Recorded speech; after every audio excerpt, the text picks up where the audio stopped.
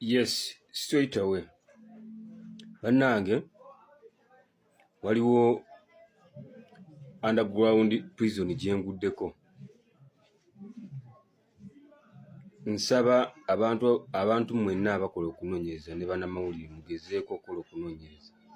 Tuyinza okuba nga abantu baffe abaatubulako mu kampeyini eri eyaggwa abadde bajja nga batubulako zino ennaku zonna bayinza okuba nga baabatwala eno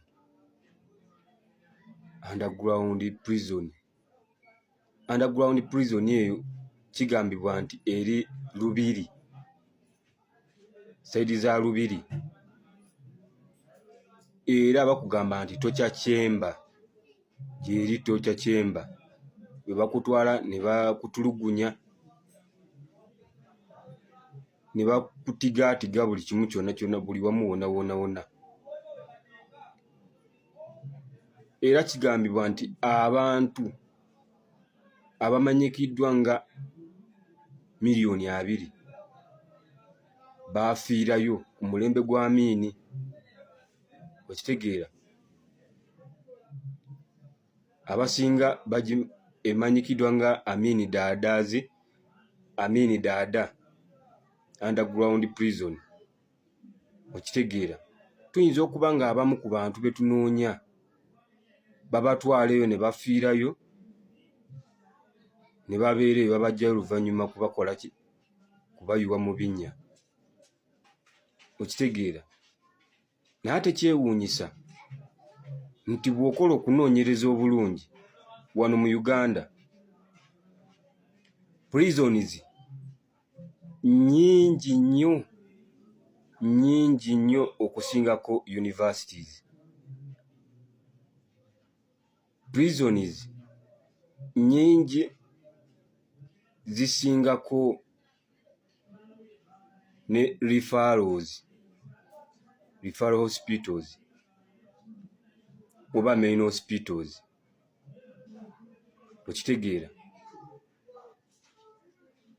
amakomera gasingako amalwaliro like main hospitals. Omuntu we basobola okulifaalinga, tugeze nti oba ogenze ku pharmacy ofunye accident n'obeera nga tebakusobola, we basobola okutwala nga lya gavumenti. Matono ku prison. Prisons nkoze okunoonyereza nga nnyingi nnyo.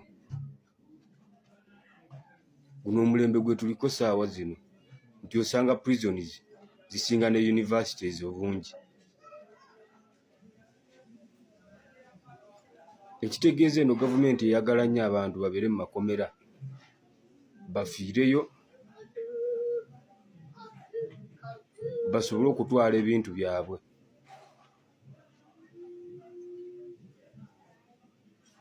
Naye abakola okunoonyereza munoonyerezeeko, era abeeyita bannamawulire oba bannamawulire mugezeeko okunoonyereza ku kifo kino underground prison.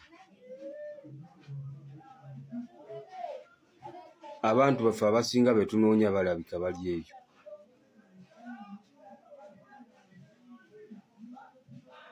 Mukitegedde, mukole okunoonyereza abantu baffe. Abamu bayinza okuba nga bali eyo.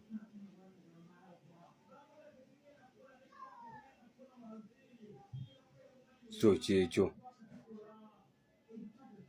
ge mawulire ge nsobola okuwa saawa zino. Tunoonyereze nnyo tutegeere abantu baffe abajja batubulako babatwala wa.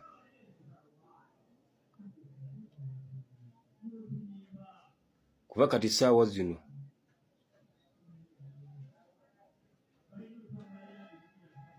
abantu be batwala mu mpuku kati be bangi.